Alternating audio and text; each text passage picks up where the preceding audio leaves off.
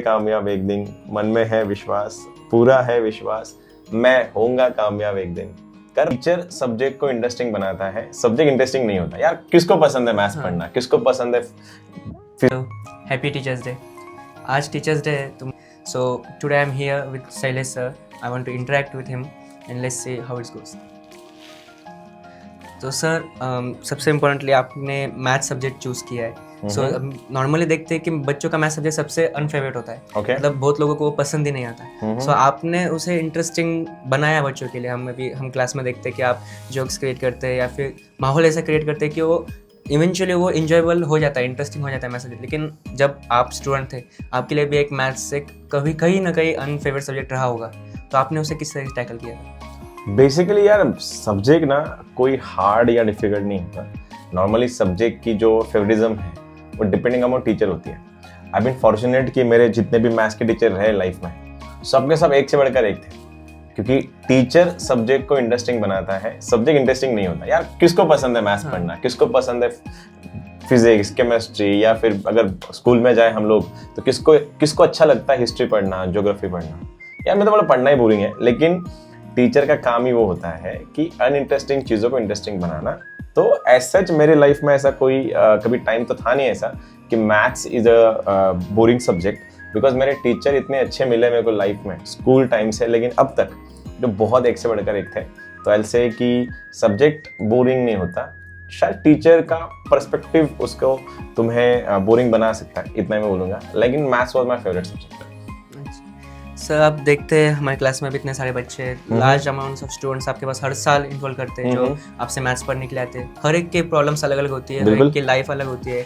सो आपको कैसे पता चलता है कि अगर सबके प्रॉब्लम जो भी होगा उसे उसके लेवल पे जाके उसका प्रॉब्लम सॉल्व कराना, या फिर he should not feel uncomfortable with me, उसे कंफर्टेबल कराना, उसका प्रॉब्लम सॉल्व करना, वो भी उसके लेवल पर उससे बात करके। So how you make it easy कि हर बच्चे के हिसाब से?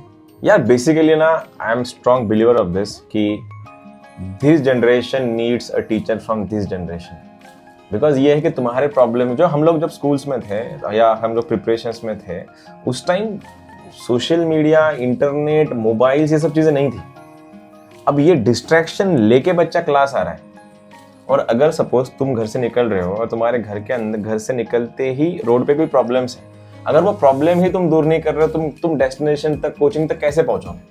तो मेरा काम ये है कि मैं सबसे पहले उन चीज़ों के बारे में तुमसे बात करूंगा। जब तुम घर से निकल रहे थे तो रास्ते में कोई चीज़ें थी जो तुम्हारे हर्डल्स थे, तो सेम मैथ्स में है। अगर बच्चा, कोई हर एक बच्चा अपने अपने लेवल पे किसी न किसी चीज़ से लड़ता है, झगड़ता है, अगर मैं वहाँ तक उतना कंफर्ट उसको बना पाऊँ, सपोज यहाँ पे जे बैठा है, इसके बाजू में बैठ के अगर मैं इससे ये पूछूं, बता भाई तेरे से प्रॉब्लम क्या है, मैथ्स तो बाद में आएगा दादा, पहले वो प्रॉब्लम बताओ जिसके तुम लड़ रहे हो। अगर मैं वो प्रॉब्लम अगर सॉल्व कर पाऊँ तो शायद मैथ्स करना बहुत आसान जाएगा तुम्हारे लिए। तो इसलिए मुझे ईज आती है, और मैं बोलूँ ना, टीनेजर्स की सारी प्रॉब्लम्स मेरे लिए एक्सेप्टेबल है, बिकॉज 10 साल से इस फील्ड में हूँ। मैंने इतने सारे बच्चे देख चुका हूँ मैं, और शायद वो प्रॉब्लम रिपीट भी होती है। तो ये मुझे फेवरिज्म इसलिए मुझे वो अलाउ करता है, बिकॉज मैं उन प्रॉब्लम्स को डील करना मुझे अच्छा लगता है। बस इतना ही बोलूँगा। सर एज अ स्टूडेंट आपको, मतलब एज अ टीचर आपको पता होगा कि स्टूडेंट्स को कौन सी प्रॉब्लम एटलीस्ट जेडब्ल्यू प्रिपरेशन में आती है। मेजॉरिटी प्रॉब्लम्स जो है वो कॉमन होते हैं, लाइक फोन डिस्ट्रैक्शन वगैरह जो प्रॉब्लम्स होती है। लेकिन एज अ टीचर कुछ ऐसे प्रॉब्लम्स है जो सिर्फ टीचर को होते हैं, जो कि मीन्स अनसीन है, किसी को पता नहीं कि टीचर होने में कितना स्ट्रेस है, या फिर ऐसा कुछ है जो आपको लगता है कि नहीं, टीचर होने में कोई स्ट्रेस नहीं है। एक्चुअली होता ही है कि हर साल जब बच्चे नए आते हैं, तो नए साल आने वाले बच्चे कुछ नई चीज़ें लेके आते हैं, और आने वाले बच्चों से हमारे पेशेंस बहुत बढ़ता है। बाय द वे, स्ट्रेस उन चीज़ों से आता है जो चीज़ें तुम्हें करनी है लेकिन तुम कर नहीं रहे। अब मैं जिस प्रोफेशन में हूँ, आई जस्ट लव किड्स।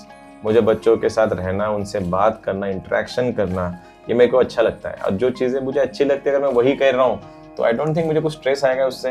हाँ, स्ट्रेस तब आता है जब कोई बच्चा जो डिजर्विंग है, बहुत मेहनती है, लेकिन अनफोकस्ड है। कोई फोकस बहुत है लेकिन टैलेंटेड भी है, लेकिन मेहनत नहीं कर रहा है, और उसका फोकस कहीं और है। अब ऐसे बच्चों को समझाने के बावजूद अगर वो सुन नहीं रहे तो थोड़ा बहुत आता है, उतना तो हमारा हक भी बनता है। सर अब टीचर एक ऐसा प्रोफेशन है जो नॉर्मली लोग चूज नहीं करते, लाइक जॉब्स एंड ये और लोगों के ज़्यादा माइंड में होता है। सो आपके क्या जर्नी थी, आपने कब डिसाइड करा कि I want to be a teacher, कि मैं बच्चों को पढ़ाऊंगा?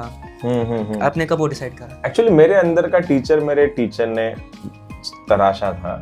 मैं वहाँ पे जब मैं प्रिपरेशंस में था यूपीएससी में, तो वहाँ पे मेरे टीचर जो थे मेरे मेंटोर थे, तो उन्होंने मेरे अंदर कुछ ऐसी क्वालिटीज़ देखी थी शायद, तो उन्हें लगा था कि मैं अच्छा टीचर बन सकता हूँ। To be honest, I am accidental teacher. बाद में मैं पहले बोलता था, now I am saying this, I am a teacher by choice, because my teacher has told me this कि मेरे अंदर एक टीचर छुपा हुआ है, एंड वो शायद मेरे अंदर का टीचर मेरे अंदर के इंजीनियर से ज़्यादा अच्छा है।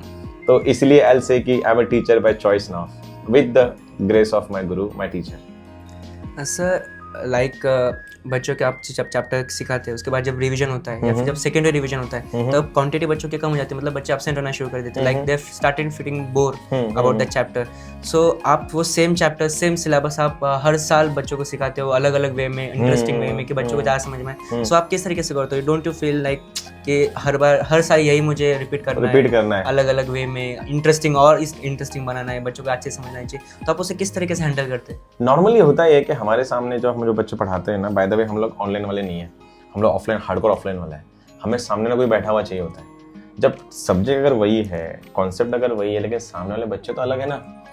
सपोज तुम फुटबॉल खेल रहे हो, और फुटबॉल खेलने में तुम्हें गोल करना है, गोलकीपर अगर है ही नहीं तो फुटबॉल खेलने में मजा ही नहीं आएगा। और सामने अगर बच्चे अगर नए हैं, अगर नई टीम है, तो नई टीम के सामने खेलने में मजा आता है। वैसी चीज है सब्जेक्ट से, वो कॉन्सेप्ट हमको नहीं पढ़ाते ना। अगर मैं कोई यूट्यूब पे पढ़ा रहा होता सपोज, तो मैं खुद को ही पढ़ा रहा हूँ, तो I might have feel bored out of it. लेकिन अगर सामने वाला बच्चा मेरे फेशियल पे दिख रहा है, मेरे चेहरे पे उसको मैं दिख रहा हूँ, और उसके चेहरे से मुझे उसकी कंडीशन अगर समझ में आ रही है, तो मजा आता है। बोर्ड रूम तो वैसे नहीं आता है नॉर्मली। सर आपने अब जब बोला कि हम ऑफलाइन टीचर्स आए थे, हमें स्टूडेंट्स चाहिए होते हैं, सो मुझे एक चीज़ याद आई, पैंडेमिक के टाइम पे जब ऑफलाइन कोचिंग बंद थी, आपको ऑनलाइन स्विच करना पड़ा था, अडॉप्ट करना पड़ा था, ऑनलाइन बच्चों को सिखाना पड़ा था, तो वो कैसे मुश्किल था आपके लिए कि आपके सामने आप कोई बच्चा है नहीं, आपको ऑनलाइन पढ़ाना है, और उसके अंदर भी ऑनलाइन भी बच्चों के प्रॉब्लम सॉल्व करने हैं, तो आपने किस तरीके से वो चीज़ आपको? स्टार्टिंग में तो वो बहुत अलग दिन थे, पैंडेमिक था और हमें आदत नहीं थी ऐसी। तो सबसे पहले कैमरा फेसिंग वाला सबसे बड़ा प्रॉब्लम था। वो तो बाद में बच्चों को कैसे पढ़ाएंगे। हम लोग ना जूम पे पढ़ाते थे, और जूम पे ऐसा था, जूम मीटिंग पे हम लोग स्क्रीन शेयर कर रहे थे, तो हम बच्चों को दिखते नहीं थे, लेकिन हमारी जूम मीटिंग में बच्चों के माइक्स ऑन थे। तो भले ही मैं बच्चों से शायद फेस टू फेस नहीं बात कर रहा था, लेकिन हमने इंटरेक्शन इस तरीके से करा था कि कोई भी बच्चा मेरे को जैसे क्लासरूम में बात करते हैं हम वैसे बात करेंगे। इसलिए ऐसे स्टार्टिंग में लगा हाँ कि हम थोड़ा कैमरा कॉन्शियस वगैरह चीज़ें थी, बिकॉज आदत नहीं थी ऐसी चीज़ों की।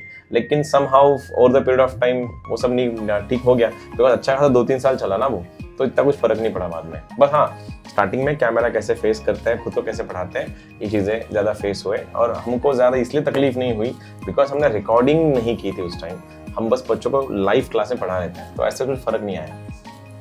सर लाइक अलग अलग टाइप के स्टूडेंट्स होते हैं। एक आपके हिसाब से कोई एक स्टूडेंट होगा जो कि आप देखते हैं कि वो फोकस नहीं है बेसिकली, बाकी टैलेंटेड है, वो कर सकता है, वो आईआईटी क्रैक भी कर सकता है, बट वो फोकस नहीं है, या फिर डिस्ट्रैक्टेड है अलग अलग चीज़ों में। आप उस्मान पूरा के अंदर बहुत सारी चीज़ें है जिसके अंदर डिस्ट्रैक्ट हो जाते हैं। सो आप किस तरीके से वो हैंडल करोगे कि आपके पास कोई बच्चा है जो कि टैलेंटेड है, वो कर सकता है, मेहनती भी, जस्ट अनफोकस्ड है, या फिर वो डिस्ट्रैक्टेड है, तो आप किस तरीके से उसे समझाएंगे?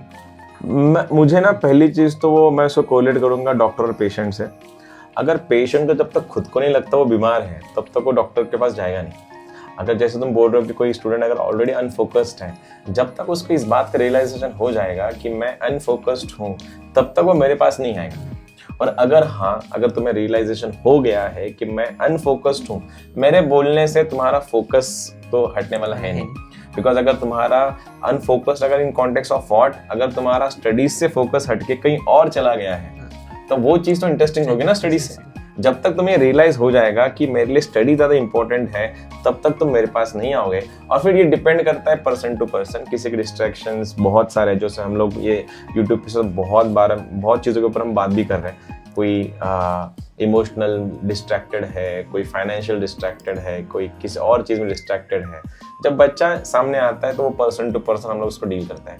लेकिन हाँ, जब तक तुम्हें खुद से नहीं लगेगा तुम अनफोकस्ड हो, तब तक तो मैं तुम्हारी कोई हेल्प कर नहीं पाऊंगा। बिकॉज पेशेंट को जब तक नहीं लगेगा डॉक्टर के पास जाना है, डॉक्टर तो घर पे आके चेक नहीं करेगा। क्लास के अंदर जब सब स्टूडेंट्स होते हैं, जब सारे बैठे आप सिखा रहे हो उन्हें, it's an interesting way of communication कि आप भी बात कर रहे हैं, बच्चे भी आपको सपोर्ट कर रहे हैं, जो ऑनलाइन में नहीं होता है बेसिकली।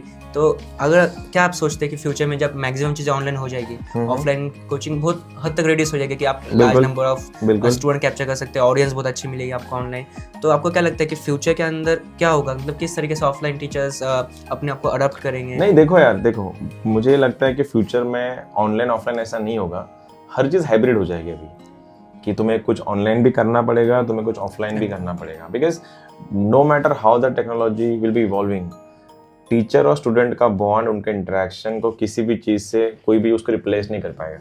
मैं ये नहीं बोल रहा कि पूरा कंप्लीट ऑनलाइन हो जाएगा, मैं ये बोल रहा हूँ कुछ हद तक हमें ऑनलाइन जाना पड़ेगा, उन लोगों के साथ भी इंटरेक्ट करना पड़ेगा जो हमारे ड्यू टू सम कंस्ट्रेंट वो हमारे पास नहीं आ रहे। लेकिन हाँ, एज सच कुछ फर्क नहीं आएगा। मुझे लगता है ये चीज़ जो चल रही है ना, वो कंटिन्यूशन चलती है, वो पुरानी अबे बहुत सदियों से चल रहा है ये। गुरुकुल, पहले गुरुकुल थे, फिर जैसे चीज़ अडेप्ट होती गई स्कूल्स, कॉलेजेस, नाउ कोचिंग्स में, तो आई डोंट थिंक इतना कुछ फर्क आएगा उसमें। सो जैसे आपने स्टार्टिंग में मैथ सब्जेक्ट के बारे में बताया कि इट्स इंटरेस्टिंग, बस बच्चे समझते नहीं है। सो आपको क्या लगता है कि क्या रीजन है कि बच्चों का मैथ जो इंटरेस्टिंग नहीं लगता है, या फिर बच्चों को लेंदी लगता है, या फिर ज़्यादा कॉम्प्लेक्स लगता है, या ये जस्ट अ हाइप जो कि क्रिएट की गई है मैथ्स के बारे में? I'll say it's a hype, and basically I'll held responsible for their teachers, because subject boring नहीं होता, टीचर बोरिंग कर सकता है उसे, तो इसलिए इंटरेक्टिव टीचर होना, इंटरपर्सनल स्किल्स टीचर्स के पास होना है सबसे बड़ी चीज़ है। सर एक कैमरा के पास देखिए मुझे एक चीज़ याद आई कि अभी आप भी ऑनलाइन थोड़ा शिफ्ट हो रहे हैं, थोड़ा अडॉप्ट कर रहे हैं ऑनलाइन चीज़ों को। सो आपके लिए वो जर्नी किसी तरह? बहुत मतलब चैलेंजिंग है, अभी भी मैं स्ट्रगल कर रहा हूँ। लेकिन अब बात यह है कि अभी इतना अगर मैं तुम्हें पढ़ा रहा हूँ तो वो चीज़ मुझे भी अप्लाई होती है। ये मेरे लिए बहुत नई चीज़ें हैं, कैमरा फेसिंग से लेके एडिटिंग तक, उसके बाद उसके आने वाले रिस्पॉन्सेस तक, ये नई जर्नी है। लेकिन मैं बच्चों को हमेशा बोलता हूँ, हम होंगे कामयाब एक दिन, मन में है विश्वास, पूरा है विश्वास, मैं होऊंगा कामयाब एक दिन। कर रहा हूँ, मेहनत चल रही है अभी, एंड परफेक्शन तो नहीं करना मुझे कभी, मुझे चीज़ों को इम्प्रूव करने में ज़्यादा विश्वास है और मैं इम्प्रूव कर रहा हूँ, आगे भी बहुत करूँगा। सर आपकी ये जो लाइन है, हम होंगे कामयाब एक दिन, मुझे बहुत डिफरेंट पार्ट्स ऑफ लाइफ में हिट करती है, मतलब बहुत जगह पे मुझे भी याद आती है कि आपने लाइन बोली थी, and it's give a sort of energy in. अरे वो बात वही है ना कि तुम्हें अगर कोई चीज़, तो देखो यार, तुम्हें ना हर चीज़ इंस्पिरेशन यूट्यूब से नहीं मिलेगा, ठीक है?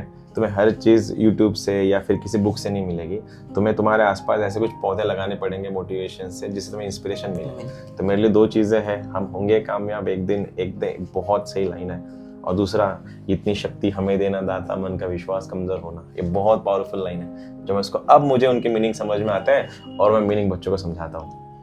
सर लास्ट क्वेश्चन आपको पूछना चाहूँगा कि आपने जिस तरीके से सॉन्ग्स बोले, ये मोटिवेशन देते हैं, लेकिन आपको जो स्टूडेंट्स मेरे जैसे जो कि ऑनलाइन इंटरनेट पे, यूट्यूब वगैरह पे मोटिवेशन ढूंढते हैं, सो मोटिवेशन मिल भी जाता है, लेकिन कब तक जस्ट एक आज के दिन, या फिर वो मोटिवेशन वीक भर चल जाता है। वो मोटिवेशन ही डोपामाइन हिट होता है, और डोपामाइन शॉट होता है।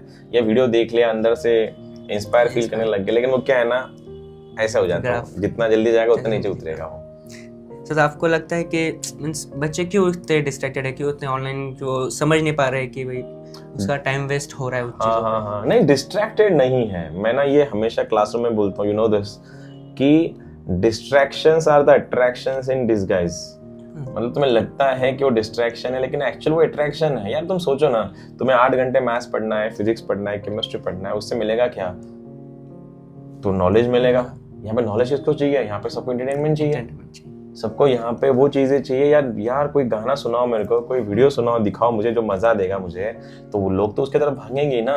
तो आई डोंट थिंक वो डिस्ट्रैक्शन है, लेकिन किस हद तक ये तुम्हारा रिस्पॉन्सिबिलिटी होना चाहिए कि तुमने वीडियोस देखना, मोबाइल पे रहना, ऑनलाइन चैटिंग करना, इसमें गलत कुछ नहीं है। मैं बोल रहा हूँ इसमें कोई गलत नहीं है, क्योंकि हम भी वो चीज़ें करते हैं, लेकिन हम हमारे काम छोड़ के वो सब चीज़ें नहीं करते। टीन एज के बच्चों को मैं इसलिए हैंडल कर रहा हूँ, इसलिए ये सब चीज़ें कर रहा हूँ, ऑनलाइन भी और ऑफलाइन भी, कि भाई तुम वो चीज़ों को गिव अप मत करो, लेकिन इन चीज़ों को भी मत छोड़ो। तुम्हें पढ़ाई छोड़ के अगर ऑनलाइन जाके वीडियोज़ देखना है, तो पढ़ाई का मतलब क्या हुआ फिर? मैं ये बोल रहा हूँ, मैं कभी नहीं बोला मोबाइल छोड़ दो, फेंक दो, तोड़ दो, नहीं। मैं बोल रहा हूँ यूज करो। मोबाइल तुम्हारा जितना स्मार्ट है, क्या तुम उससे स्मार्ट हो? बिकॉज स्मार्ट चीज को हैंडल करने के लिए स्मार्टर इंसान चाहिए होगा ना। मोबाइल तुम्हारा स्मार्ट है और तुम बैठे डम, ये इक्वेशन गलत हो रहा है मेरे लिए, और कुछ नहीं। सर जैसे हमारे लिए स्टूडेंट्स के लिए जो एंटरटेनमेंट है वो इंस्टाग्राम रील्स से मिल रहा है, डोपामिन हिट हो रहा है यूट्यूब शॉर्ट्स से, यूट्यूब से। सो आपके लिए एंटरटेनमेंट का सोर्स क्या है? आप क्या यूज करते हैं एंटरटेनमेंट के लिए, आपका टाइम पास करने के लिए? मैं भी यही सब करता हूँ और कुछ नहीं, लेकिन वो टाइम टू टाइम करता हूँ, बस दिन भर नहीं करते रहता हूँ, बस यही है। लेकिन यार ये सबको एंटरटेनमेंट चाहिए जय, लेकिन बात ये है कि हर टाइम एंटरटेनमेंट मैं सीख नहीं कर पाऊंगा ना। अगर मेरा पूरा जिंदगी खाली एंटरटेनमेंट के लिए जा रहा है तो मैं काम कब करूंगा फिर? और एंटरटेनमेंट से पेट भी नहीं भरता ना, वो भी चीज। That's it. Sir, thank you so much. Thank you so much, and to all of you, thank you so much for giving me the opportunity. तुम्हारा टीचर बनना ही मेरे लिए सौभाग्य है, और बहुत दिनों से इस फील्ड में हूँ, तो n नंबर ऑफ स्टूडेंट्स हैं, सबके मैसेजेस आते हैं, आज तो बहुत सारे मैसेजेस आ गए। To all of you, thank you so much from bottom of my heart. हम एक दूसरे से सीखते हैं। Thank you for making me a better teacher day by day and year by year.